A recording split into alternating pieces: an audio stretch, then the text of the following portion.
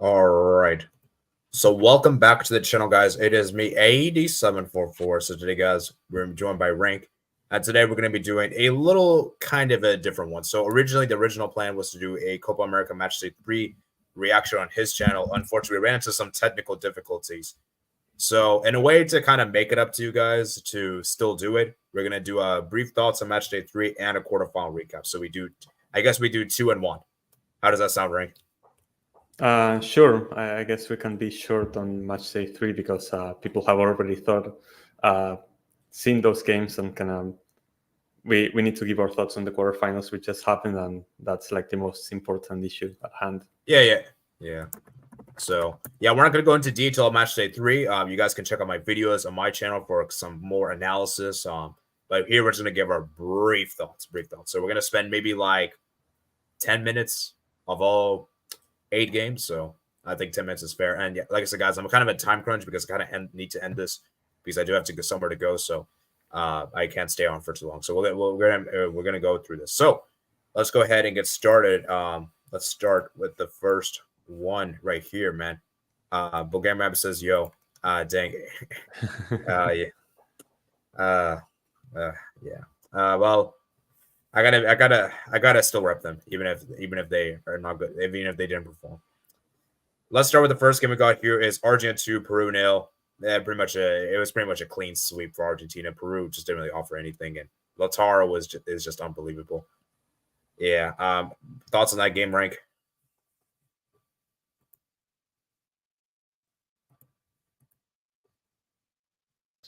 Rank. Is my camera working? Okay. Yeah. Yeah, no, there was nothing in that game. Peru showed nothing offensively. Their strikers are simply too old. And, Argentina, even playing with our B team, I think we pretty much dominated the game from start to finish. We had a bit of a scare in the end, but it was a controlled demolition. And yeah, we won that game pretty comfortably. Yeah. Yeah, it's very sad. And then moving to the next game, the decisive game. We got here. It is Argentina, Canada versus Chile. Obviously, the controversial moment is that Canada could have got a red card, and that could have changed the game. But even still, I feel like Chile didn't really offer anything offensively, and Canada just didn't offer much. It was a game where I thought Canada were actually better in the first half, and I thought Chile were better in the second half. So I think ultimately both teams didn't really show a lot of finishing on the day, and I think a draw is probably a fair result. Obviously, Chile will complain the fact they got the referees were against them and all that. And in fact, I think they even sent an official complaint. Am I right saying that, Rank? But of course, nothing's gonna happen probably, right? So yeah. So yeah, what is there to say with Canada, Chile, and how bad Chile is, man? Well, Chile is probably a team that we overestimated, seeing their friendly results on their first few games under Ricardo Gareca, and they really disappointed this Copa America, not able to beat neither Peru or Canada is really, really disgraceful, not even being able to score a single goal. So yeah, I think that Chile are really gonna be kicking themselves about how they exited this Copa America, because a single goal against one of those two nations would have been enough for them to qualify. So yeah, it's just very disappointing on their end. And it wasn't a great game from Canada. Once again, they also struggled against Peru, and this game against Chile, they were also just kind of trying to hold on, especially after Chile got that red card. But yeah, they got the job done and they advanced to the quarterfinals, which was the important part. Yeah, certain players from Chile shouldn't be there in the national team. I think Vargas has to go. I think Alexis Sanchez probably has to go too. He probably needs to retire. Would you agree? With Vargas, definitely yes. With Alexis Sanchez, it's time to have a conversation. Like, if you're not going to perform to that level anymore, we know that obviously he cannot produce to his prime level, but at least in the qualifiers, it seemed like he could be the one that kind of pushed the Chilean attack forward, but not anymore, it seems. So maybe it's time to let someone else take the mantle on that one. Yeah, and for Peru, as I said, Guerrero needs to go. Lapadula actually, I think Lapadula is okay. He wasn't that bad. But I'm trying to think of some of the players. Guerrero, I forgot the other guy's name. Maybe you can help me out here. the other old guy. He's like 30 years old, I think. The strikers, they need some young strikers, basically. They got to get some young players through. And yeah, both Chile and Peru.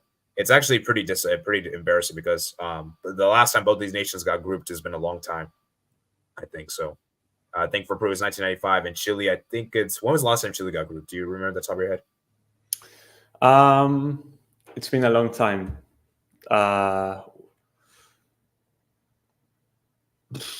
Now you're killing me with that one, but it wasn't like, I think it was 2004 or something, but I don't really remember.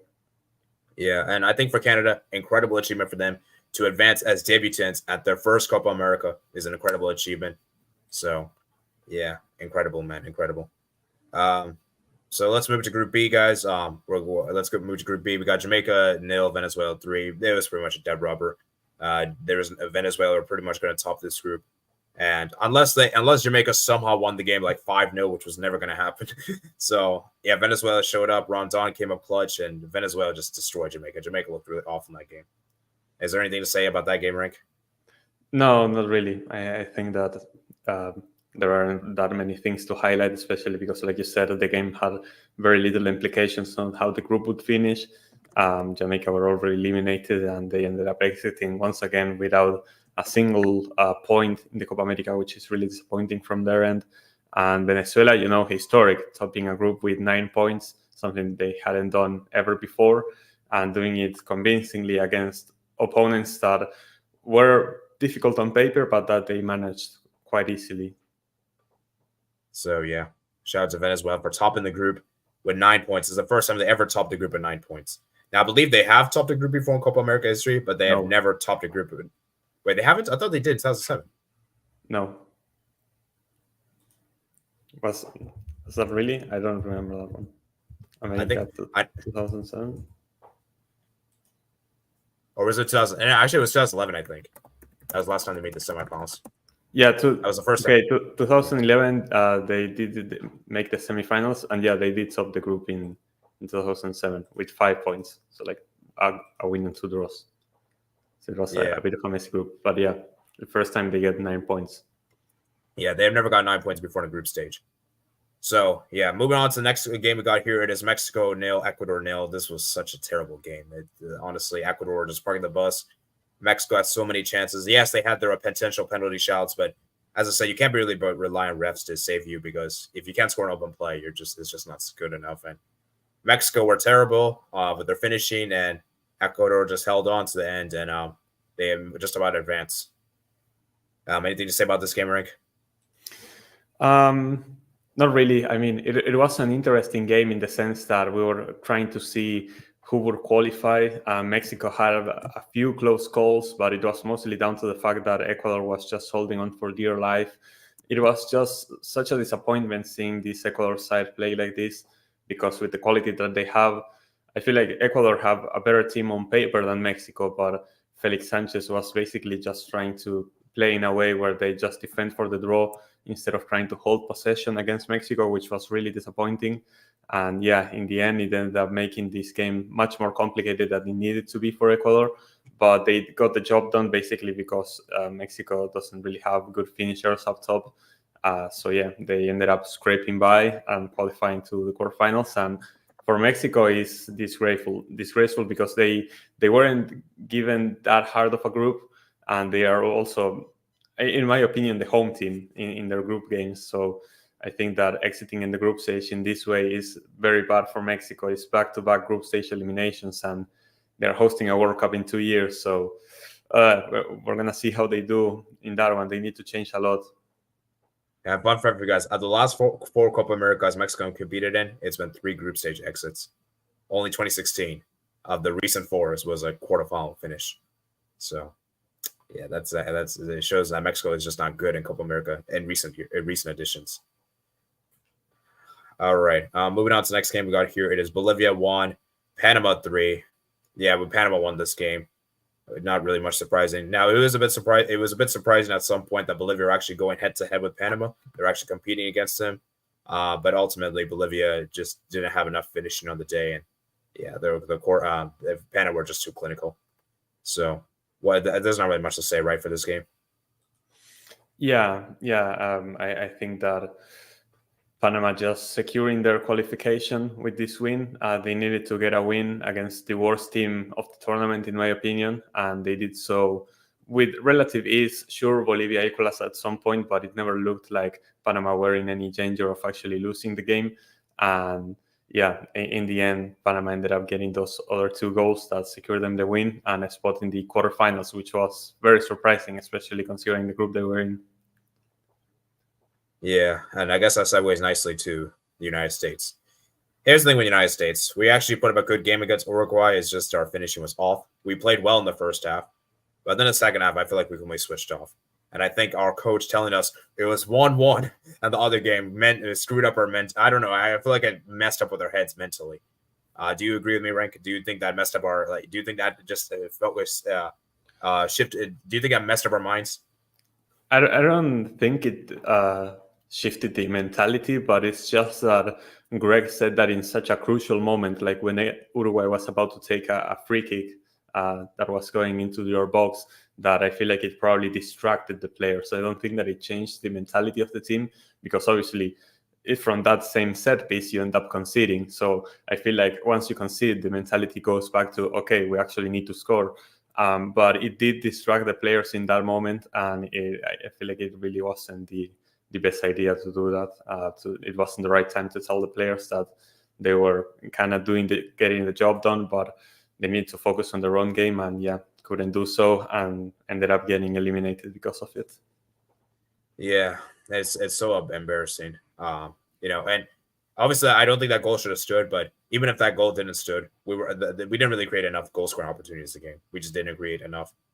USA were just dreadful in the Copa America. I'm thinking about maybe doing after my vacation. Maybe when I get back, I'll do a huge video on the United States, what needs to change and all that stuff. I'm going to be here all day, so I'm not going to go into that. But basically, we got to get sacked the coach. I'll give you a summary, guys. We need to sack the coach. We need to some of the players have to be more. Some of the players have to take more responsibility. Some of the players are too soft, and some of the players are too that stuff. And for United States, man, we got to be focused on our own job. Like, you should tell us the score when it's like in the 90th minute or like 85th minute, or if we're winning, for instance.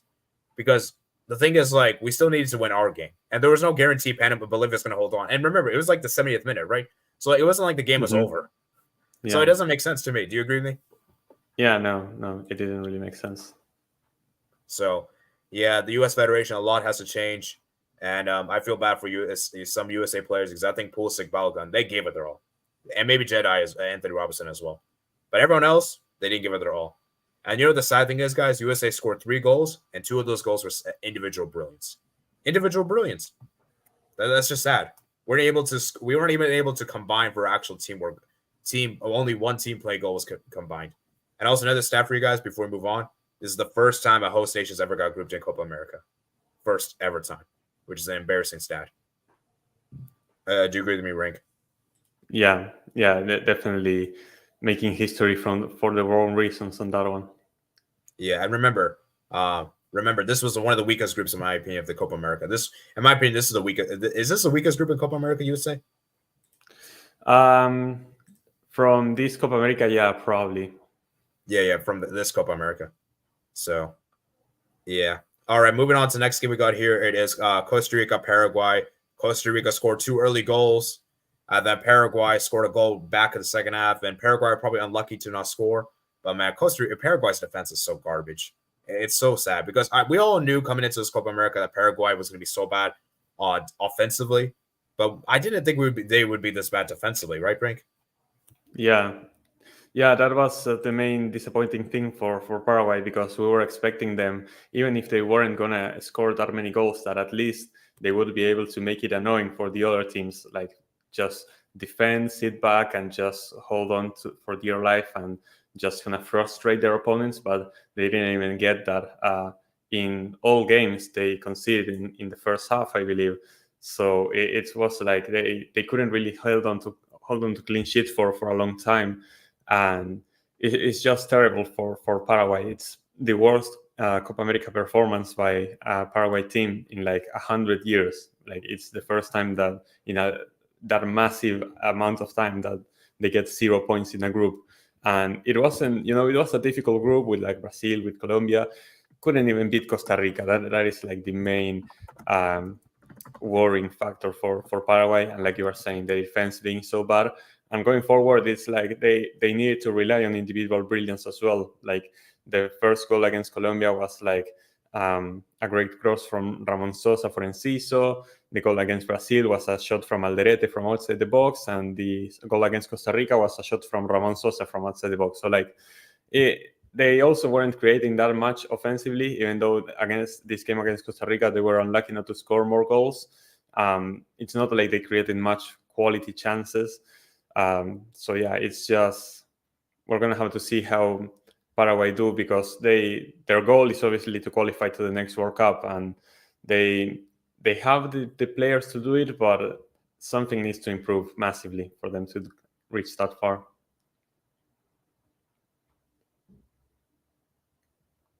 Okay, what? Yeah, shout out to Costa Rica, man. Talking about Costa Rica, man. They did amazing in this group.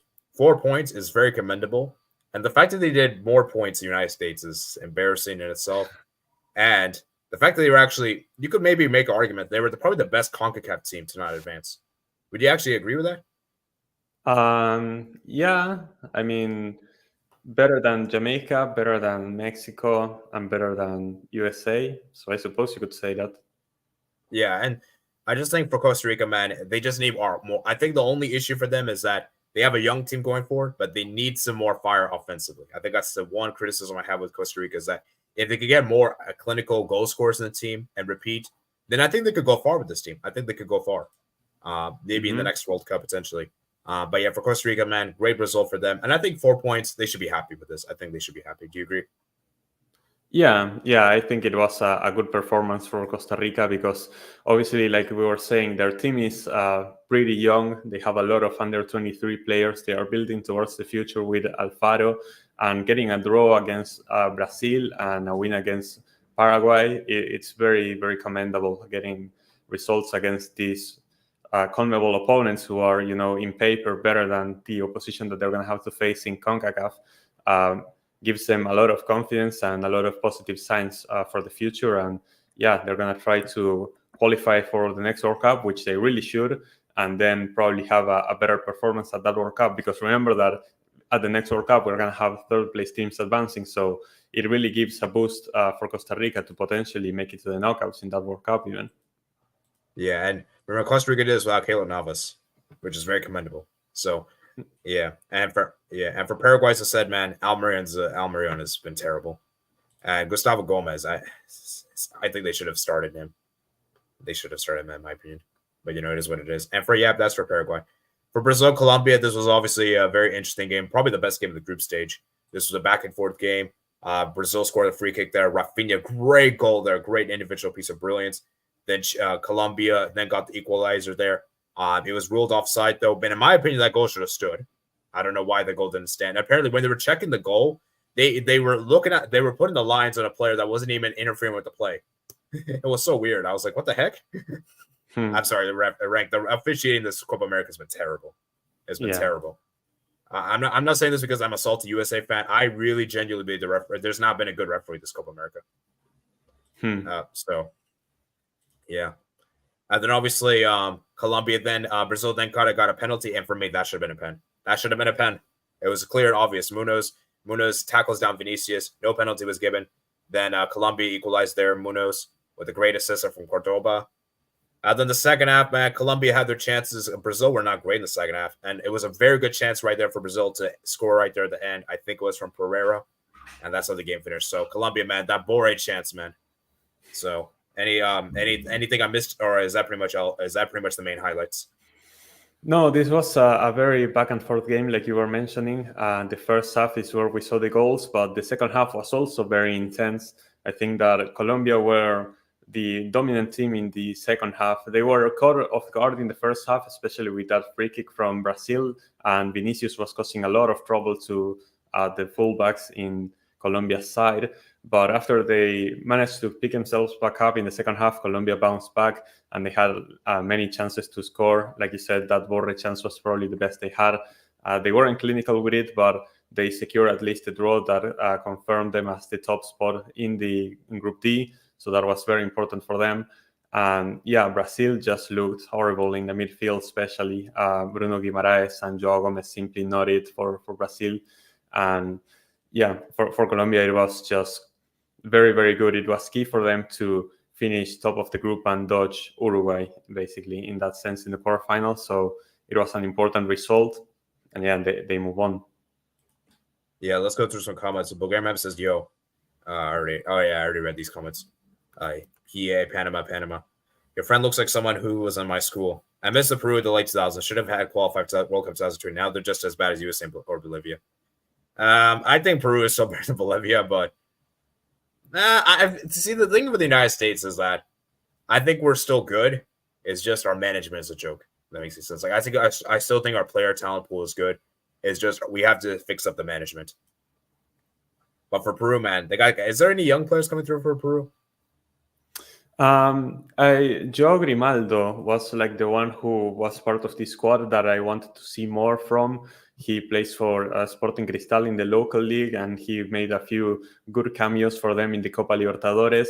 He's 20 years old midfielder, but I feel like one young midfielder is not enough to solve the main issues that Peru has, which are in the goal scoring. Because I think that defensively, Peru actually showed pretty good quality in this Copa America with Alexander Callens and, Galese didn't have to make that many saves. Galese is usually a guy that Peru relies upon to actually clutch up results, but he wasn't really tested in this Copa America. So I think that offensively is where Peru need to solve their issues, and there isn't really that much young talent coming through from those positions. Vlahovic said Chile weren't that Chile anymore. Vlahovic says Brazil like the level of Denmark. Is Denmark a good? Are they like Denmark? I'm not sure if I agree. Actually, I'm not sure. What do you think, Rank? I would need to see an explanation for that one. Like, I don't see the correlations. Yeah. The most impactful loss for Chile has to be that Brazil 3-0 Chile loss in October 2017. Yeah, that was such a bad loss. Because I think there were if they had just got 1 point, they would have made it to the World Cup, right, in 2018? Not only 1 point. If they had lost by a single goal, they would have qualified. Like when they were 2-0 down, they needed 1 goal to qualify to make the Intercontinental playoffs ahead of Peru, which is why Claudio Bravo went all the way to the corner and then ended up conceding the third. But yeah, had they lost 2-1, they would have made the playoffs ahead of Peru, for example. I see. 10-9 says probably early 2000s. Yeah. Yeah, I think I read this like the first time Chile hasn't scored a goal in 100 years. Same with Peru, man. Chile and Peru, both no goals. Vlahovic said Venezuela deserve a semifinal. We'll talk about Venezuela, man. Venezuela should have been in the semis. Venezuela World Cup 2026. Yeah, they'll make the World Cup, I think. Colombia, Uruguay versus Argentina final. Colombia versus Argentina. I think it says hello, the final. Colombia is better than Uruguay, though. We'll also briefly talk about the semis, but we're going to go brief. Mexico USA are not going to be great in World Cup 2026.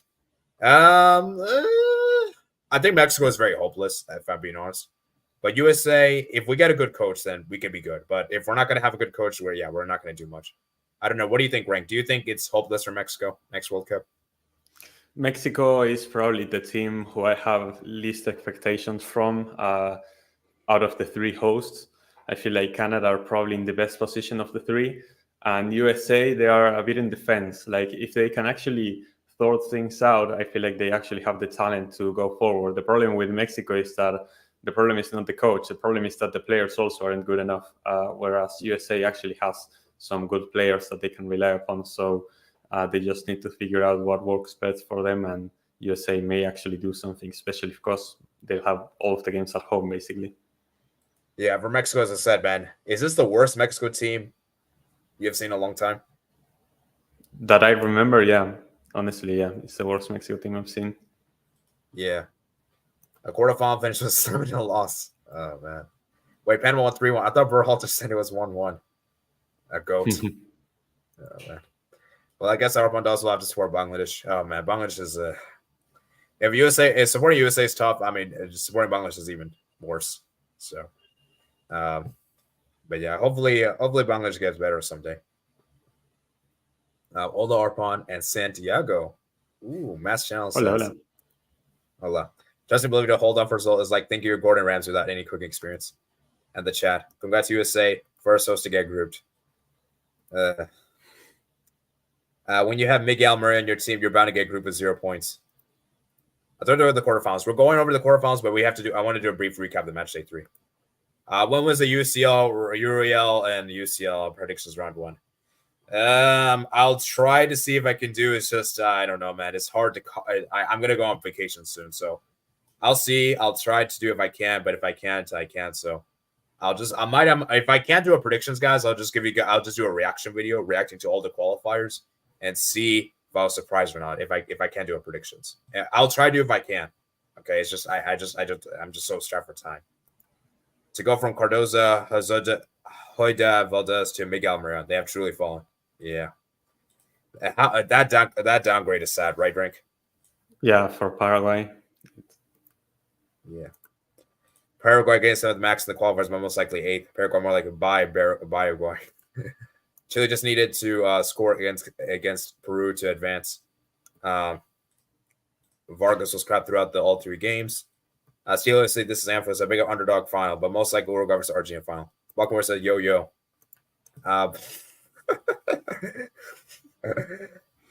Oh man, yeah, uncomfortable combos. Yeah, that's crazy. Then Australia would have had the opportunity to revenge on Chile in the intercontinental playoffs, even though CONMEBOL refs hate Canada. I think CONMEBOL refs hate almost every country, honestly. I don't think the refs hate anybody. I think the refs are just bad. Yes, yeah. I think people are trying to take it personally, but no, the refs are bad for everyone. They are not biased towards anyone. They just make mistakes against anyone. Yeah. Baltimore said Croatia ruined Brazil. Basically, technically Canada's bigger than Brazil in Latin area. That is true. Yeah, like the referee's been so awful. Like apparently for the Uruguay USA game, they appointed a referee that just only a referee like a few matches. They didn't even hire the experienced ones. Yeah, it was the guy from Peru, right? Like I remember I was watching that game during the stream, and they showed the referee, and they showed it was from Peru, and I was like, wait, but I don't know this guy. I feel like I should have seen him in Copa Libertadores or Copa America before, and no, I didn't remember who it was because it was a new guy. And you're an avid South America expert. Like yeah, no, I know the referees, but like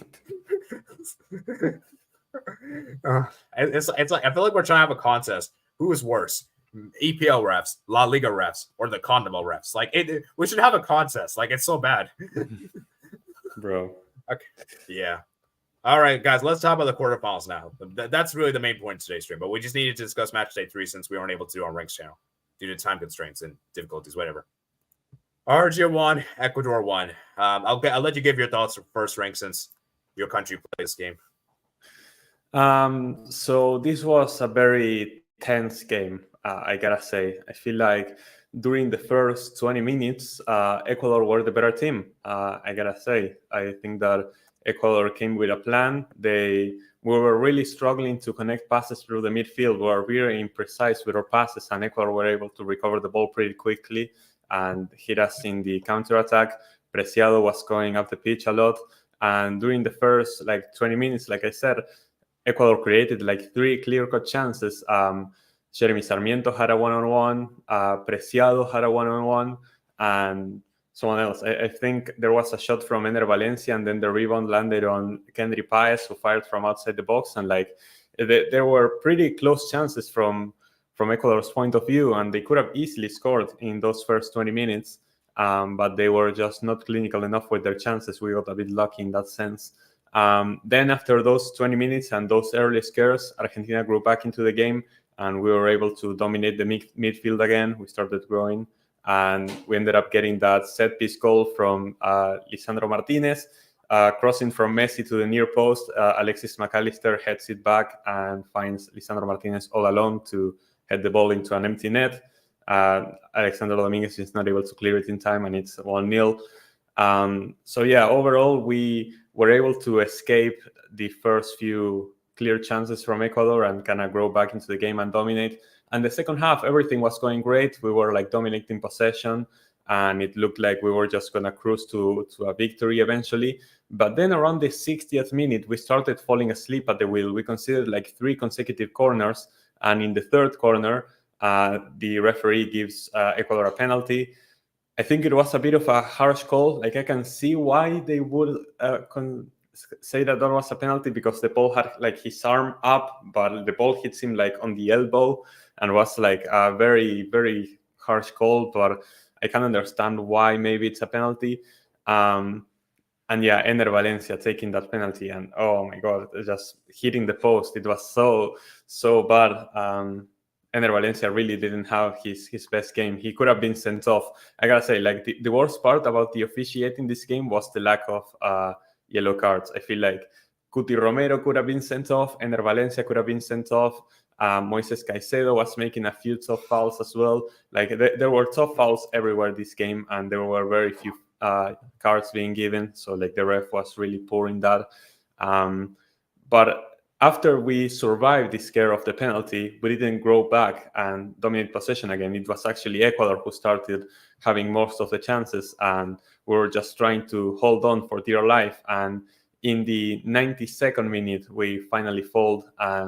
It was a cross from one of the substitutes, I believe, for Kevin Rodriguez, who had come off the bench as well.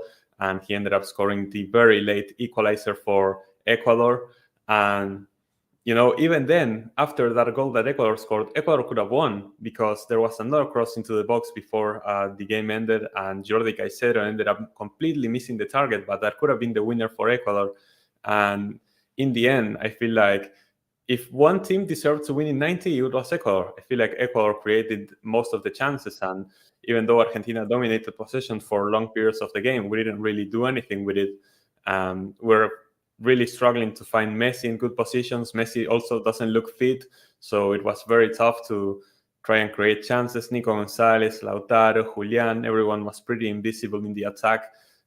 So it was very difficult in that regard. And Ecuador, they created a bunch of huge chances, but they couldn't finish. And that's the main thing that they were going to regret, because then in penalties, you cannot stop Emiliano Martinez. The guy is just the best goalkeeper in the world at saving penalties. And he dominated in that shootout. Even with Messi missing the first penalty, trying to do a Panenka that hit the crossbar. Were you nervous after that Messi penalty? Like after Messi missed, I was nervous, because going into the shootout, I was very confident. I was feeling bad, obviously, because we had conceded that very late equalizer. But I was confident that in penalties we could do it. When Messi missed, I was like, "Oh, we better not." Yeah, that's when I felt like, "Oh no, please, not like this." Yeah, I had a feeling. It might be like what happened in 2016. I don't want to bring. Yeah, like that. Those were like the flashbacks that I was getting. But this time, we had a goalkeeper that was able to save him in Emi Martinez, making those clutch saves. The second one, especially, so insane it was, and everyone else ended up scoring their penalties for Argentina, and so we progressed in penalties, just barely scraping by. But you know, sometimes it's not about how you do it, it's about actually doing it. And I feel like Argentina is a team with a lot of character, and we ended up showing that in this game, which we really didn't play well, and we just advanced because we needed to advance, because it was mandatory for us to advance. So yeah, those were mainly the thoughts, and we are going to have to improve a lot for the semifinals. Yeah, and for Ecuador, man, these guys, man, Ecuador is just the perennial underachievers in Copa America. If you had to give an award to the underachievers, they're the biggest underachievers of all time. The fact they haven't won a Copa America is sad. And them and Venezuela. And see, the thing is, Venezuela, we'll get to them in a bit, but I can't be as critical on Venezuela because they're not as football driven as Ecuador is. Ecuador loves football more than Venezuela. Am I correct in saying this? Yeah, no, the main sport in Venezuela is baseball. Like so, Ecuador is full on football, and they have only one semifinal in their history. They have the same amount of semifinals as Venezuela too. So like, it's crazy. And Ecuador just haven't been able to show up. Like they haven't made the semifinals since I think 1993. I think I heard the stat. And for Ecuador, they haven't even beat a South American team in so long. It's been so sad. And at least they won a game in this year's Copa America, unlike the last edition. So you had to get them that at least, but it's not really saying much. That's a pretty low standard if we're keeping it real. Do you agree, Rank? Yeah, no, like beating Jamaica as your only win of the tournament is not a big deal. And also that win was a bit controversial too. So yeah, I think that it's disappointing for Ecuador that they didn't manage to top the group, because that would have been their main objective and that would have given them potentially an easier route to the semifinals. Instead, they had to face Argentina in the quarters. And listen, they put up a great game and they should have won. But the problem is that in this high pressure situation, they couldn't get it done. That was the main thing.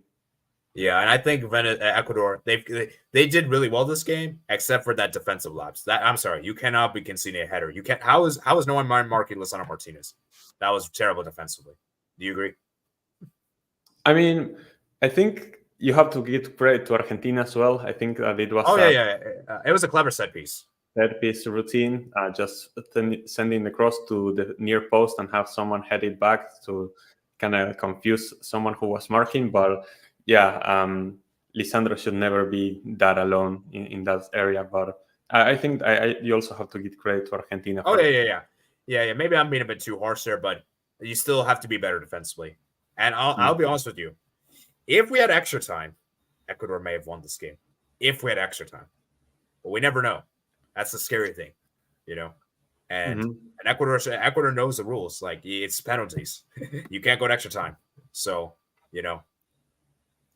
So for Ecuador, man, they fold. And for Argentina, man, they scrape through to semifinals. And for Argentina, man, I just want to quickly just talk about some players. By the way, that was Lisandro's, I believe, first goal for Argentina and his entire career. So shout out to Lisandro. Enzo Fernandez was really underwhelming. I thought Enzo was particularly bad. He was so bad in the midfield. He was getting, I don't know. I don't think he should start for the semifinal game. Yeah, there are talks about it already, that potentially Paredes is returning to the lineup. But we also, in that first game, we saw Paredes play against Canada, and there were a few question marks on that as well. So, like, we're going to have to see what ends up happening there. If we're going to maybe see someone like Lo Celso or Ezequiel Palacios, who the staff said that they were very happy with what they saw from Ezequiel Palacios in the game against Peru. So there's potential for Palacios to make an appearance as well. And there's also potential for Di Maria to start ahead of Nico Gonzalez. So those are the two main changes. And also maybe Julian instead of Lautaro, but that's as far as it goes. The rest of the team is probably going to remain the same. Yeah, I would probably make those three changes because I think Lautaro is just better as a super sub. And Nico Gonzalez, I'm sorry, the guy just doesn't bring you anything offensively. He's just only good defensively. And Enzo Fernandez has just been awful. I don't know. Maybe the Chelsea form is catching up to him. And let's have a real topic. Let's have a quick topic on Messi. I don't know. What is Messi? Is Messi just like I don't know. Messi just doesn't seem like the Messi that I know from the past. I'm Messi's still been good, obviously, but I don't know. I don't know. Do you understand what I'm saying, Brink? Yeah, no, I understand. I feel like people were making comparisons to what was happening with Cristiano Ronaldo at the Euros, because they both happened at the same time, and neither player has scored yet. Obviously, Ronaldo is already eliminated, so like he's not going to score. But Messi hasn't scored yet in the Copa. He has gotten an assist for that goal from that Lautaro goal against Canada, but that's about it. He hasn't been that influential in the play. Obviously, I think that because it's Messi, he's also been really man-marked, especially that game against Chile. We saw how the Chilean players were always going at Messi like 2 or 3 at a time, so it's always going to be very complicated for him. I think that, it's a bit of a different scenario because Messi is still very talented, and with the ball at his feet, I feel like he's still the most threatening player in the world, like on possession. The problem is that off possession, he doesn't offer you much. So that's why the other players have to compensate for that and run more to make up for whatever Messi is not running, right?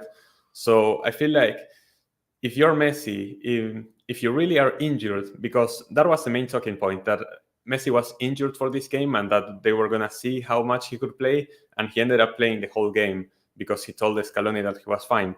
If you're really not fine, like, you are hurting the team by staying on the pitch while being injured. So, Messi, I love him, and I think that if he is truly fine, he should start because he's still one of our most threatening players. But if you're not fit, you probably need to give space to someone else to go into that role. And I know that all of his teammates also want to have Messi on the pitch. Like Messi is the guy they look after, and everyone says that it's easier to play with Messi on the pitch. So like it's not as easy as a decision as it seems, but that is the main thing. Like if you're truly not fit, it's probably best that not play the whole game. That's what needs to happen. Yeah. And like I said, guys, it's still Messi at the end of the day. Like you still can't bench Messi. You know, Messi still is, even Messi that's not his best is still very dangerous. He's still very threatening. He's so smart. He's so like the passes he can still make. My biggest thing with Messi is just his goal scoring. The goal scoring aspect I think has just been a bit underwhelming. But his intelligence, his passing is still great. It's still amazing. It's just his goal scoring aspect is it looks a bit suspect. It looks a bit shaky. Would you agree with that, Rink?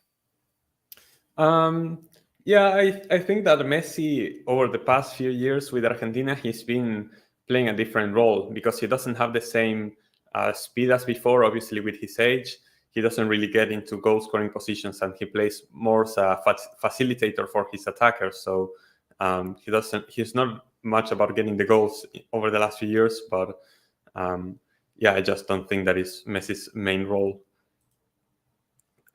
Yeah, that's fair. That's fair. All right, let's quickly go through some comments. Take Canada. Low Paloma says it's been a while since Paloma was around. Yeah, it's been a while, man. It's been a while. Thank you for joining, Paloma. It's been a while. I missed you, man. I missed you, man. Miss having you around. So, yo, what's this up? SSB28 says, yeah, Copa refs might be worse in my opinion. Add Premier League refs into that too. I don't think there's been that many Premier League refs. Have there been? I don't know. Maybe. Yeah. But he feel reps at the rock bottom. If I was referee, I'd be like Stevie Wonder with good eyes. Oh, guys, so Argentina versus Canada is really going to be a good semifinal, in my opinion. Ecuador, Venezuela, the only non-champions. Was this Ecuador's best performance? Yeah, I would say so. I think this was Ecuador's best performance in Copa America. Would you agree? Yeah, this Copa America, yeah. It's crazy because I feel like most teams have had their best performance against Argentina. Well, except for one team that we're going to get to very, very soon, but Chile played their best game against us. Peru, not really. They played better against Canada, I would say. But Ecuador, this was by far their best performance, and they should have won this game. But it feels like people really try hard against us. Yeah, I think it's because you're the champions, champions of World Cup yeah. and Copa America. Like people were saying that I was coping for that, but I said it. Like going into this Copa America, there's a target on our back. Like everyone wants to beat us. Everyone is going to have extra motivation to be the ones that take us down. So like that is no joke. Players are going to try twice as hard against us, and that's going to make every game super difficult. Yeah, a little off topic, but remember you guys saw in the Euros how good Switzerland was against Italy. Switzerland were extremely motivated to beat Italy, the defending reigning champions. So, and we saw how determined Argentina was against France that 2022. Like they wanted to defeat the 2018 champions so badly, So, and they put out a statement performance. But yeah, then we know what happened in the last few minutes. Martinez equals Pickford. I think Martinez is better penalty saver than Pickford, in my opinion. I don't know if you agree with that, Rank. I think Martinez is just overall better goalkeeper, like at normal shot stopping as well during the 90 minutes and penalties, yeah. But I guess there's a comparison to be made. I don't know. 10-9 says we just need the Abram version of Messi. People like to say that, but Messi has more goals against Real Madrid than against Eibar. So. Wow.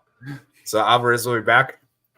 There's potential for that too, yeah. Yeah. SB20 says the only nation I can see beating Argentina is Colombia, in my opinion. I'm not even convinced with Uruguay. We're gonna get to that. Yeah, we'll get to that. So one of the goalkeepers is gonna be the UCL, while the other players are Everton. Facts. Respect Everton. And I'm sorry, it's the first time that Aston Villa is gonna play in the Champions League in like 40 years. Dude, imagine Aston Villa wins the Champions League. Dude, Martinez should win the Ballon d'Or in that case. He would win the Ballon d'Or. Like people were so mad that Emi Martinez won Best Goalkeeper award. Like, bro, look at the performances he has. He makes the saves that win trophies. That is the main difference. Personally, I thought Bono was more deserving, but he was definitely a second. He's definitely up there in the top three. I thought Bono was great. I would have given it to Bono personally, but you could give it. Emi Martinez was just as deserving. So. Pick 40 is in English number one. It's Nick Poop who was injured. Pookie says hi. Thank you for joining, Pookie. Thank you for joining. But yeah, anyways, I think we should move on, right? There's not really much more to say about this game, right? Yeah. So, actually, one thing I want to say before we move on is Enter Valencia, you have to retire. You have to retire. There's no coming back. No.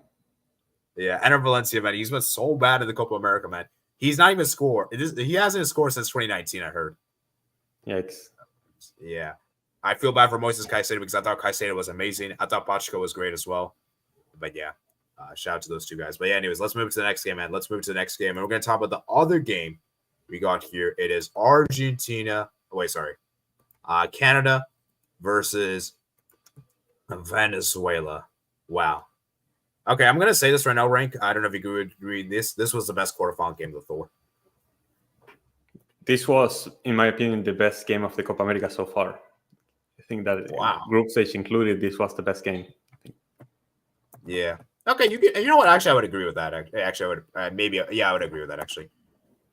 For this game, man, Canada start off great early goal there from Schaffelberg. And Canada, man, they had so many chances to finish off this game. I was like, hold up. Is this going to be like a demolition? Is Canada going to like seriously destroy Venezuela? Like 3 or 4-0? I was like, what the heck? This was so uncharacteristic for Venezuela because we know how good Venezuela are defensively. We know how difficult it is to break them. Then they were missing a lot of chances. And then in the second half, man, Rondon, man. Rondon, man, the guy scored a fantastic goal. Guys, that might be one of the best goals in Copa America. Am I going crazy for saying that? That might be one of the best. In this Copa America, yeah, it's going to make top 5 for sure. Yeah. So I just think for me, it was amazing. A great goal there. Really bad defensively from Canada. Crepu coming out his line. He probably should have done that. Can you click on Rondon to show like how far off it was? Like. Oh, yeah. Let me show that goal, guys. Let me show the goal. This was where he scored the goal, guys. Right from this position. And what was XG? 0.16. Wow. That was insane. So shout out to Rondon. Rondon scored a fantastic goal there. I think Canada missed some really late chances to score to finish off the game. Venezuela did have the chances, but I think Canada's was better. Then it goes to penalties, and Crepu came clutch. Saving. I forgot who was the penalty that got saved. It was a big save at the end. I think the last penalty, if I remember correctly. Was it Cáceres? Yeah, Cáceres. Wilker Angel. Wilker Angel who came off the bench, right. Yeah, I remember that Tomás Rincón and Wilker Angel were the two guys that came on for penalties. So, yeah, now you could probably say that Venezuela, the referee was a favorite, because I honestly think the referee was kind of favoring more Venezuela than Canada because there was a lot of calls, a lot of fouls that Canada should have got, a lot of yellow cards that could have been given, but Canada still made it through, even despite the horrible referee. So, Rank, what's your thoughts on this game, man? This game I was very surprised because, like you were saying, we were seeing probably the worst defensive performance of Venezuela in the whole tournament after they had 3 very solid games in the group stage. In this game, they were leaking chances the whole time. Navarro, Osorio, Ferraresi were getting exposed. Cáceres was getting overrun in the midfield. And with their pace, Canada were just running with it. And they scored. They had a few early chances, and they ended up scoring that good goal with, I believe it was Larrea who slid in a pass for Schaffelberg to score that goal, and didn't end up getting an assist for that one. But yeah, it was a very good goal from Canada, just working it out through the wing. But after that, Canada kept having the momentum. Venezuela were like kind of shook and didn't know what to do. They didn't find themselves in the midfield, and Canada created all the chances. And the strikers for Canada, like Jonathan David, Kyle Larin, and Larrea, they were so bad in front of goal. Like Canada should have killed off this game, like you were saying, like 2-3-0 in the first half. And they were only 1-0 up at halftime because of their poor finishing. Venezuela were really struggling to try and create something. Soteldo and Bello were both put on lock, basically. Johnston had an amazing game. And even though we know how much quality Soteldo has, he wasn't able to create much. Yangel Herrera was also having a bad game. I think that Martinez was the only guy who was stepping up for Venezuela in that midfield. Rondon wasn't getting delivery, so it looked very, very bad for Venezuela. And the only positive at halftime was that they weren't losing for more goals, because if Canada had been clinical, this game would have been a demolition. In the second half, however, we saw absolutely no midfield. Chaos ensued. We saw that amazing goal from Rondon after a corner from Canada that was poorly defended, and a bad clearance from Bombito, and Rondon gets the ball and shoots from distance as he saw Crepeau come off his line. An amazing goal from Rondon out of nowhere. And after that, like there was no midfield. It was chance for one team, chance for the other team, chance for one team, chance for the other team. You can see the momentum in the second half. It just wiggles back and forth. Like it doesn't make sense. So yeah, it was a very, very entertaining game. But in the end, no team was able to score another. Both teams had close calls. If I had to say, I think that Canada deserved to win this game in 90, especially for what they did in the first half. But it wasn't meant to be. Penalties had to be the way that this was to be decided.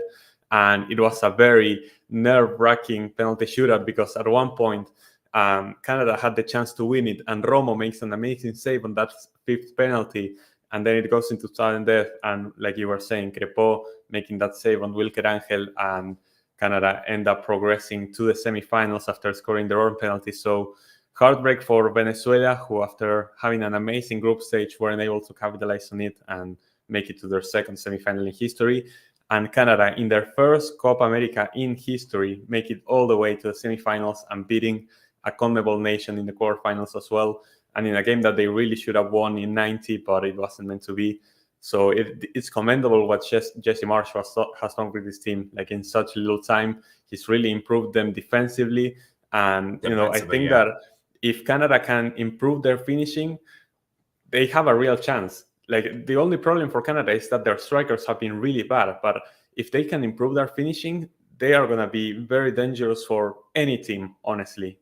They are looking really, really good. And yeah, only positive things looking forward to 2026 for them. Yeah, I thought Johnston was amazing. I thought Crepeau was great. Schavelberg was amazing. Schavelberg has been clutch for Canada. I think I heard the stat, like Schavelberg scored every knockout game for Canada.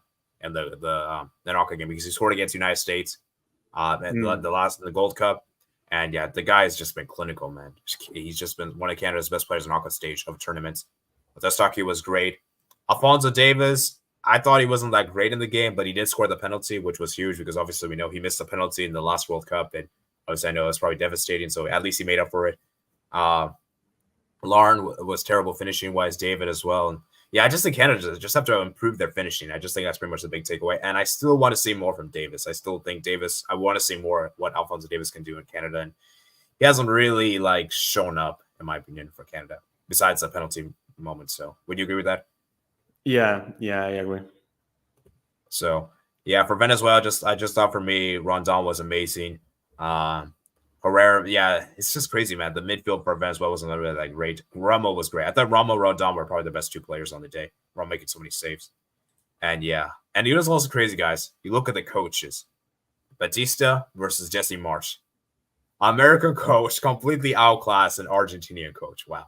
That is quite insane. Has that ever happened before? Because I don't know what's happened in recent years. Not that I remember, no. Dang, that is insane.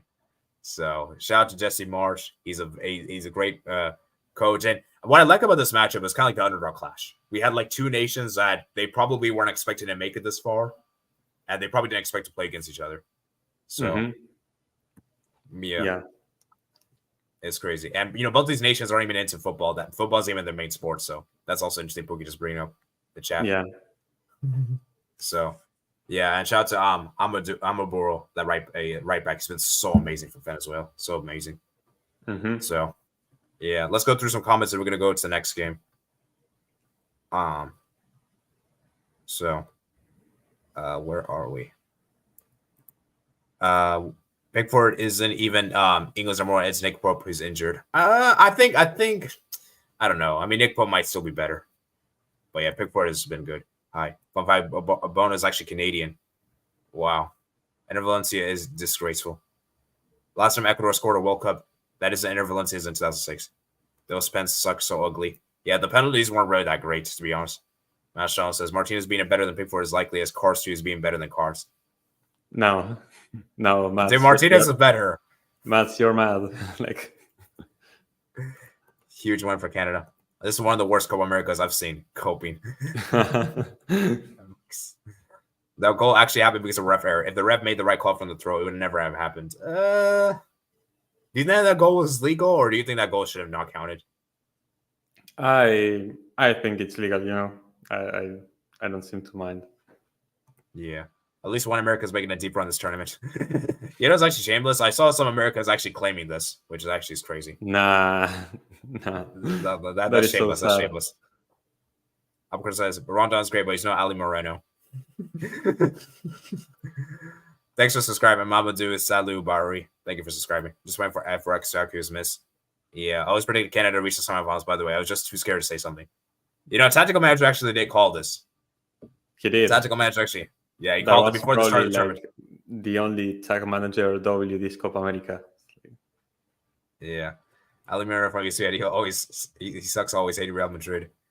I think I want Canada to win it all. I want the embarrassing narrative. 10 hours. The game was so bad that I forgot. The game was so good, I forgot the Euros existed. Venezuela couldn't deal with Canada's physical play. Shout out CONCACAF. Yeah, Pookie, he's a VE legend. Check out his past FIFA cards. Jonathan Day does everything except finish. I thought he was Canada's best player with spin play. Jesse March turned into a Bundesliga game. The Venezuela coach didn't know what to do. Yeah, this was kind of like a Bundesliga game, honestly. With those fans. It was fun, though. Canada's already guaranteed to be at least match USA's best ever Copa America record. I'm in fourth place. I'll be surprised if Venezuela doesn't finish strong in the qualifiers. Tonight, so maybe Canada, the Canada flag. Hockey Nation versus Baseball Nation. Do you guys think that Canada needs to go 3-man midfield? Maybe get it holding 6? Yeah, actually, you know what? Actually, what do you think, Rain? Do you think that's a good idea, or to keep it as it is? I feel like maybe against Argentina, you have to go a bit more defensive approach. Maybe they need someone like a 6, because Cornelius is going to be suspended for the next game, so that is one of their center backs that they're not going to have for that semifinal game. So you're going to have Bombito, another center back. I mean, you probably need a CDM to kind of make your defensive job a bit easier. And if you have that, I think that you're set up for success. And then your attack needs to show up like that. That is about it. Yeah. You're right, actually. Jesse Marsh actually represents the United States, so still in the U.S. Federation plans along. Did any Venezuela miss any chances from Alamiro's kind of rage going Metzela? So I don't know. I don't really watch ESPN like that much anymore. Good one, Metzela. If Canada signed number 6, but we haven't heard any news from Fabrizio Romano. True. Yeah, I don't know. I feel like international window.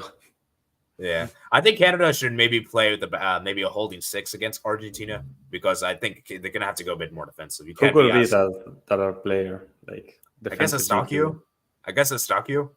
But you play Eustáquio as a 6. I guess, actually, maybe. Yeah, I believe he's in his natural position as a DM, so. So maybe. I don't know, but we'll see if Jesse March does that. I don't think he will. He'll probably do as it is. I mean, it worked for them in the first game. It was just they didn't have good finishing, so. Yeah. All right. Next game we got here is a demolition, guys. We got an absolute assault. We have to follow the police. That's crazy.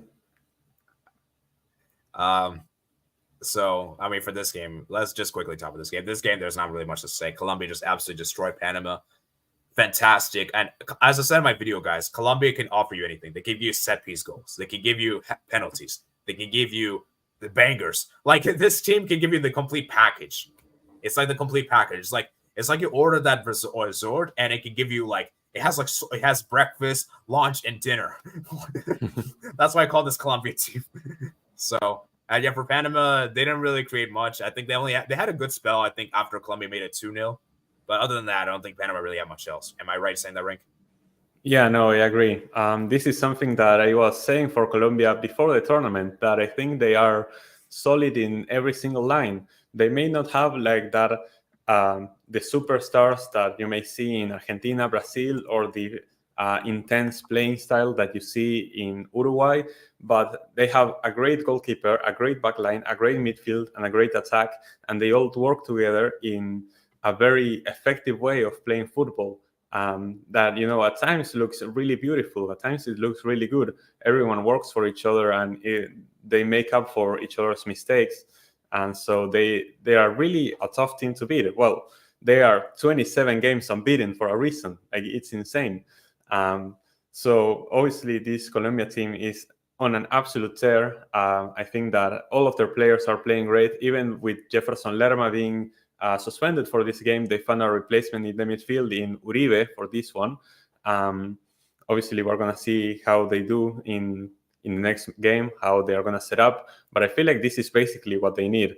Mojica and Munoz have been very good options at the fullbacks, especially Munoz. The guy is in contention to be one of the best right backs in the world, honestly, with how well he's playing. What he has shown for Genk, for Colombia, for Crystal Palace. The guy is just insane every single time, especially going forward. He got an assist this game. He was getting goals in the other games. The midfield, very solid. This guy, Richard Rios for Palmeiras, he is so insane, so underrated. And I feel like after this Copa America, he's 100% getting a move to Europe because the guy has been balling out for Colombia this Copa America. And we have to have a conversation about James Rodriguez because it doesn't make sense what this guy brings to this Colombia team. When everyone thought he was finished, the guy is the main creative output, and I think he's been the best player of this Copa America so far. It's been so insane.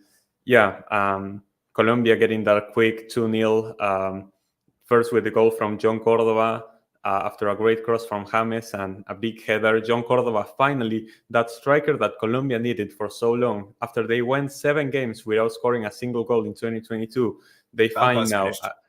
Borré is absolutely finished. Borré is getting nowhere near this lineup because John Cordova is now the number 9, and he's actually been very, very good. Not only with goals, but in the game against Brazil with assists as well. The hold-up play, everything is amazing about John Cordova. It works perfectly for this team.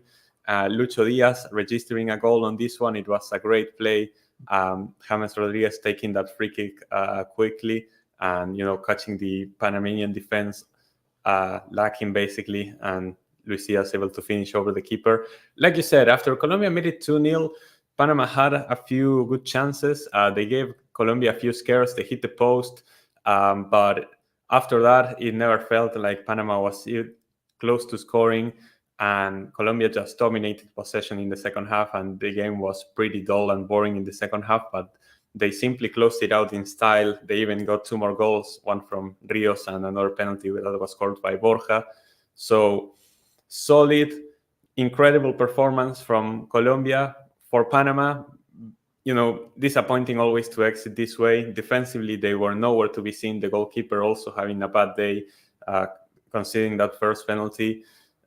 Just really, really bad defensively. And offensively, they didn't get those goals in the first half when they had chances. But Colombia, they absolutely demolished Panama, and deservedly they are through to the quarterfinals in style, to the semifinals in style. And they're making a statement because before the tournament, everyone was talking Argentina, Uruguay, Argentina, Uruguay, Argentina, Uruguay. Colombia are here to win this Copa America as well, and they're going to give it their best. I think that they have a really good chance, but they did amazing in this game.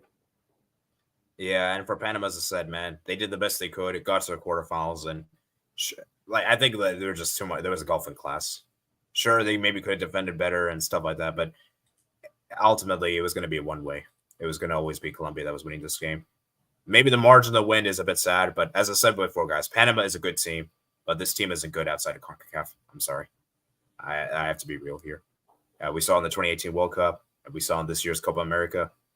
And so shout out to Panama. They did amazing. Getting to quarterfinals is an incredible achievement for Thomas Christensen. They weren't expected to do this, so the fact they did one better is incredible. And let's be real, even if my country, USA, made it, we would get smashed. So, Colombia would definitely probably make the semifinals regardless, even if USA made it through. So, yeah. And for Colombia, as I said, man, fantastic. And yeah, Falcao. And Yermin Mina got benched, man. got benched. So finally, can't start Yermin. Yeah, Yermin Mina. So yeah. Who knows? Maybe missing out the 2022 World Cup maybe was the best thing for them in the long term. That's really tough to say, but maybe they need changes somewhere, somehow. And I think that Nestor Lorenzo has done a fantastic job with this team. everyone thought that it was probably a regression to the past. He was he was the assistant manager for Peckerman, but not everyone was happy in the way that Peckerman left. So everyone thought that Lorenzo would keep the old players, but no, Lorenzo made the changes that were needed, and Colombia are playing fantastic football. Yeah. And so shout out to Colombia, man. Shout out to Colombia. One thing I want to say before we move on. Yeah, fantastic win for them. Let's go ahead and go through some comments real quickly. So thanks. I'll take that as a maybe. You mean Fabrizio Romano? I haven't heard any from any Colombia scare yet. Panama was an embarrassment. James Rodriguez, player of the tournament so far. James Rodriguez. Actually, I want to say something real quick. I just remembered. This is the best Colombia team I've seen since 2014 World Cup. Mm-hmm. So would you agree with that? Yeah, definitely. Better than 2016, better than 2018. I think it's clear.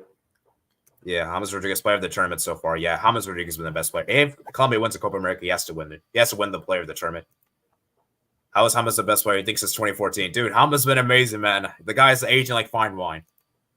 Some of the Colombia goals, Panama defending scratch my head. At least USA scored against Colombia, their 5-1 loss. I know I predicted Uruguay to win the Copa, but Colombia looking good right now, man. But I don't want to switch right now, so I'll stick with Uruguay. I'm rooting for Colombia, to be honest. It's okay, but you can actually change your prediction at one point. But that's how I never lose. Don't tell anyone though. Bro, if you keep switching your predictions, you never lose. You're the best. Match, the Florida blood is strong with James and Diaz. They're the driving force, Colombia. I think USA gets revenge of Colombia if they want to head of Panama. No, we don't. We know. No. Now there's a gulf of glass between Colombia and actual force.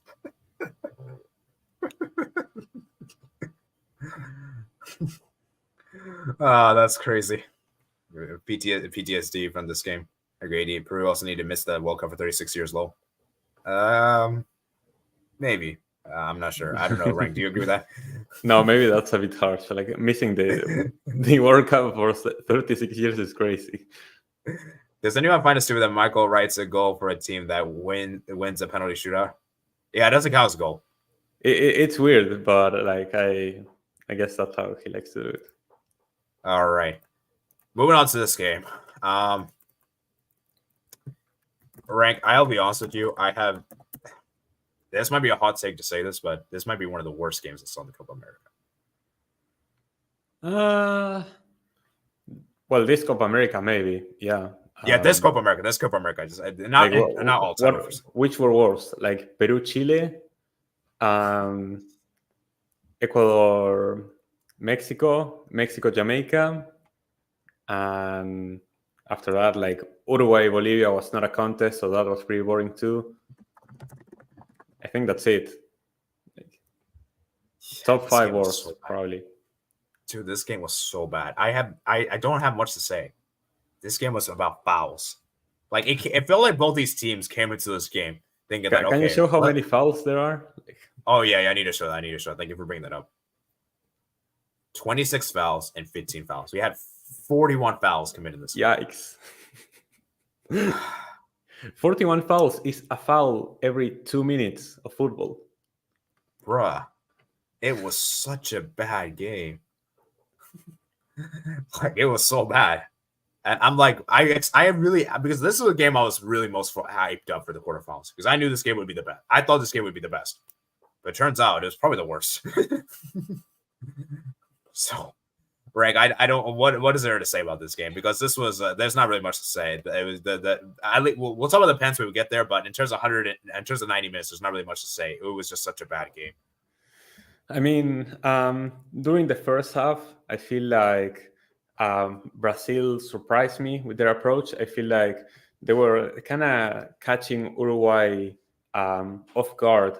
The midfield was a minefield. No one could get through the midfield without either getting fouled or having the ball taken away from them. So there weren't that many chances in the first half. It was a pretty dull start to the game, but I feel like Brazil came much better prepared than I expected. They actually had shots on target, which Uruguay couldn't get in the first half.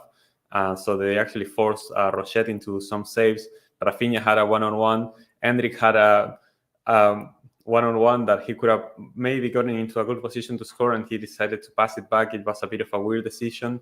But yeah, I feel like Brazil actually came better prepared for that first half, and Bielsa was the one who had to make adaptations. Although the best chance of the first half was that header from Darwin Núñez, which you can see he was so close to the goal, and somehow his header went over the crossbar. I don't understand how he missed that. Like that is always a goal, like if you get it on target. And yeah, Núñez somehow, without anyone marking him, ended up missing that. It was so disappointing. But either way, the second half came, and I feel like Uruguay made the right adjustments and they came back prepared for the game. But there were still a lot of fouls. There was not much going on. And then Nandes makes that horrible challenge on Rodrigo. He could have really hurt Rodrigo badly. He almost breaks his ankle, and it's a clear red card after the VAR check. And after that, Brazil held possession, but they didn't really do anything with it. Like Brazil had the possession after they were on a man advantage, but Brazil didn't do anything with the possession. And so this game was always headed for penalties. I think that the substitutions from Dorival Jr., again, I don't understand this coach for Brazil, taking off Paquetá and Rodrigo before a potential penalty shootout was like so weird. Douglas Luiz again coming on so late. Bruno Guimaraes was being a ghost out there and had to come off so late. These players like Savio didn't get more minutes. Martinelli didn't get more minutes. It was so weird. I don't know why he took so late with the substitutions and why he's taking off some of his best penalty takers for a shootout. And Endrick, man, can you click on Endrick, please? I don't want to be harsh on this guy because he's obviously a teenager. He's 17. Can you see there on attack? Like, go to where it says passes. Can we see how many passes Endrick made? Oh no! Where's the pass stats? Where's the pass thing? I think I swear I saw it. Passes the final third, 1 pass. You know what pass that is? Wow. What was it? The kickoff. The one pass that Endrick successfully made this game was the kickoff to start the game. So, I don't want to be harsh on Endrick, but you can see that he's really not there yet. Endrick has the physical, he's very good physically for a 17-year-old, but still, he's still 17, and he has good technical ability, but he was getting bullied off the ball every single time. The Uruguay midfield and defense are all so physical, and they were bullying Endrick off the ball every single time, and he wasn't able to get anything done this game. So, yeah, it was just a really disappointing performance for Endrick. Obviously, I don't think we can be harsh on him because of the situation he was in against a very tough team that is very physical. But, man, that was very, very disappointing. I feel like Dorival should have realized that and taken him off because it really wasn't the right decision to have Endrick on this game. And one important thing that especially. And one important thing that I forgot to mention is that Ronald Araujo injury that he got in the first half, and he had to come off. Josema Jimenez coming in, and Araujo is going to miss the rest of the tournament. So that is a huge miss for Uruguay, definitely, here in the defense. Yeah. Yeah, for Brazil, man, as I said, Rafinha was probably their best player of the day, which is actually crazy. Yikes. Yeah. I'm sorry, Rafinha, he's not that amazing. He's not. Now, I'm not saying he's that bad because I do think he's overhated, but I don't think he's that amazing. He needs to get more respect. Like in the Champions League for Barcelona, he was showing up. He seems to be actually a big game player, Rafinha. So like, I mean, you need to give him more respect. Yeah, I mean, I'm pretty. He also scored in some El Clásicos, I believe. But yeah, I mean, for Brazil, there's not really any good players, and the attack for Brazil is so atrocious. And why? Okay, now let's talk about the pens. Let's talk about the pens now, real quick. Why did Militao take the first pen? And apparently, I heard that Militao has never taken a penalty before in a shootout. I think I heard that. There was a very interesting clip flying around, which was like, how before penalties, like the teams huddle in a round to kind of like give the last few thoughts. And that Bielsa was giving his indications and everyone was paying attention to him in Uruguay.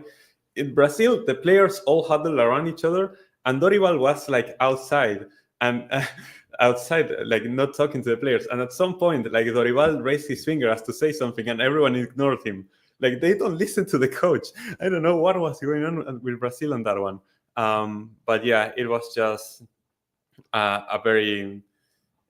It was just so. I don't know why Militao took that first penalty. It was so weird.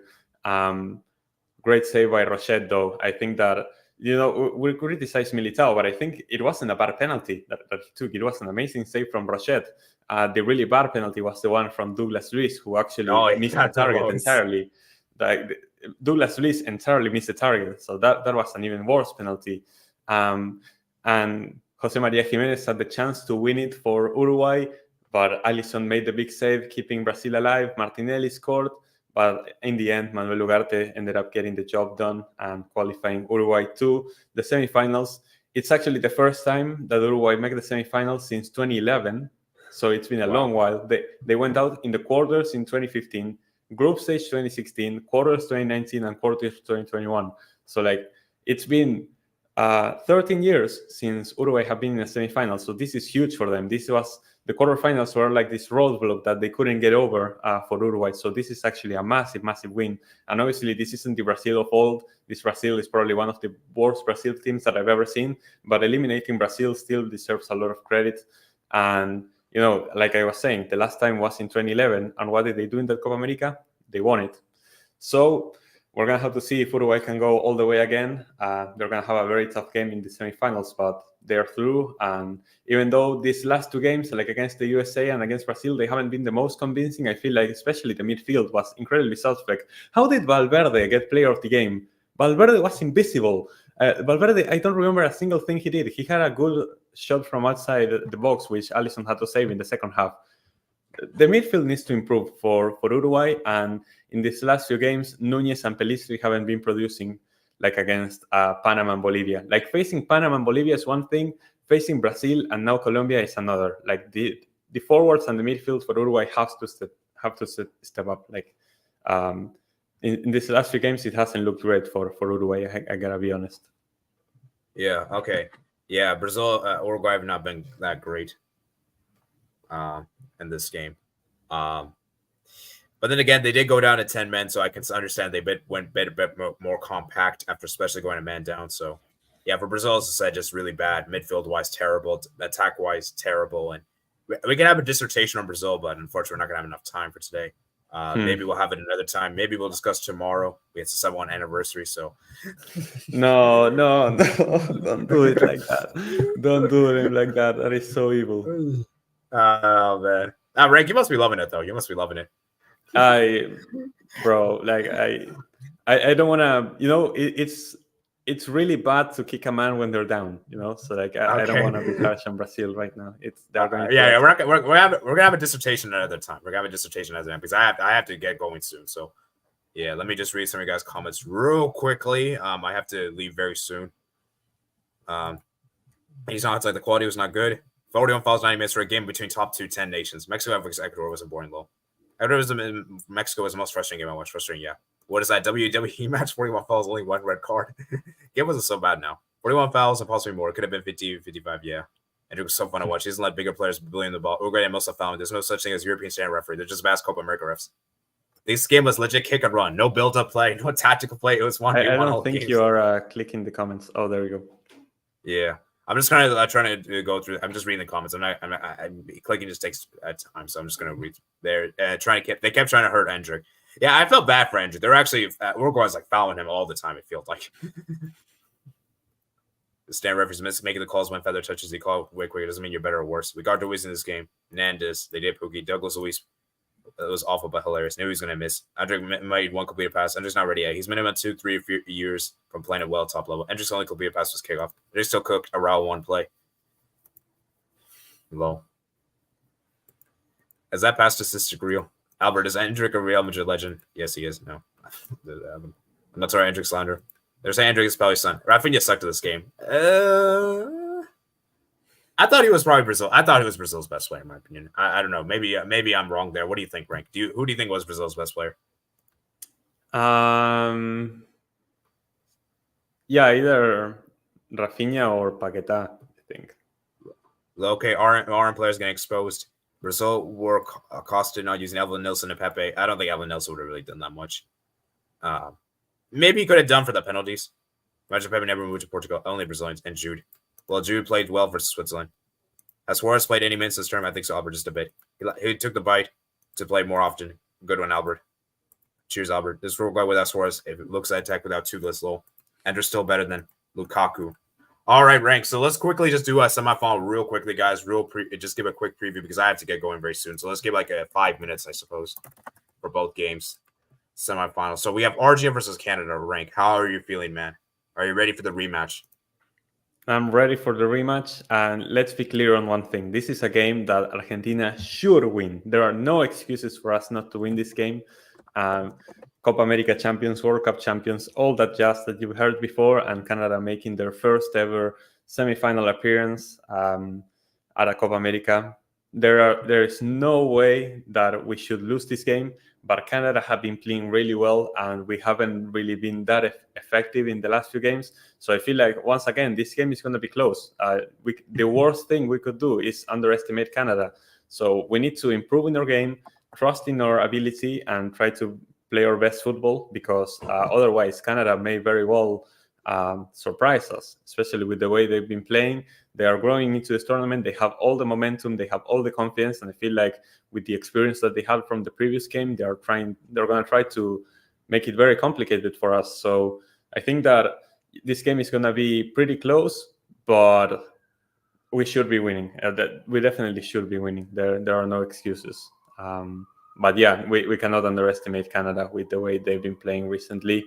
And they are definitely going to give it their best. And if they can improve their finishing, it's going to be a very, very scary game for Argentina, definitely.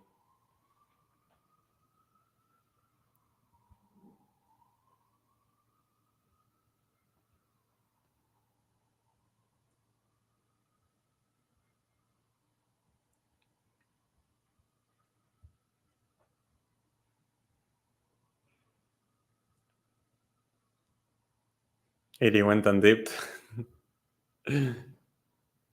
Kind of seems like it. Canada ain't beating them on pens. Look, I think that it's going to be very difficult for either for any team to beat us on penalties. But Canada, if they are clinical with their chances, I feel like there's a real chance that they beat us in 90. If we are not on a good day, like against Ecuador could have beat us on 90 if they had been more clinical. So there's no reason why Canada couldn't do it as well. It's just that I think that if we play our best football, we should be winning this game. But we still have to see what our best football looks like at this tournament, with the right pieces, the right players, the right system. We need to actually find our form. And obviously, Argentina has grown into tournaments in the past, in the Copa America before, in the World Cup. I hope that we show our best version in this game and that we manage to win convincingly, like we should. But I don't think it's going to be easy. Canada is, like I said, have all the momentum, all the motivation, and they're going to be hungry for it. They are going to want to make history by taking us down. So it's not going to be an easy game whatsoever. And the pressure is on us. Canada are playing with no pressure, which is the main thing as well. So those are the narratives which are going to make this game very interesting. But don't get it mistaken. Like, Argentina should win, definitely. Yeah, sorry about that. I had to do something. But let's quickly finish this up. So yeah, Argentina should beat Canada. Actually, I want to ask you this question, Rank. If Canada do beat Argentina, would it be one of the biggest upsets of Copa America of all time? If there's an argument to be made that it would be the most surprising result in Copa America history. Canada as debutants and Argentina champions of everything. It would be incredible, but it wouldn't be incredible in the way that both teams are playing, because we've yet to see the best of Argentina this tournament, and Canada have been playing very, very well. They are very solid at the back, and if they can only improve in their finishing, they're going to be a very, very scary side to go up against. Yeah. Oh, actually, I do have a hot take here about Canada real quick. I think Jesse Marsch has actually done more than John Herdman for Canada. I know that's a pretty hot take. That is a very hot take. I say that because as good as Jesse Marsh was, as good as John Herdman was to qualify for the World Cup, Canada played very naive in the World Cup. They played very end to end, which was a very dumb idea in my opinion. I And sure, it agree. worked against Belgium. I agree. The only reason why I would disagree with that statement is that John Herdman was like the guy who built the foundations. Like, in a way, John Herdman walked so that Jesse March could run, if that makes sense. Yeah. I because John Herdman, he should have gone more. He should have played in transition. And you see, Canada, what makes them very good is in transition. They're very good in transition. When Canada's in possession, they're just not as effective. Would you agree with that? Yeah, I agree. But I still think that what John Herdman did was more important. Oh, yeah. John Herdman, I think, like I said, he's done more important stuff, but I think Jesse Marsh has elevated this team. And I think it was right to move on from John Herdman. I don't think they would have made the semifinals with John Herdman, in my opinion. That's what I believe. So, I don't know if you guys agree with me that, but yeah, that's just what I think. Okay, now it's about Uruguay, Colombia, man. The big game. This is a tough one to call. This is 50-50 in my opinion.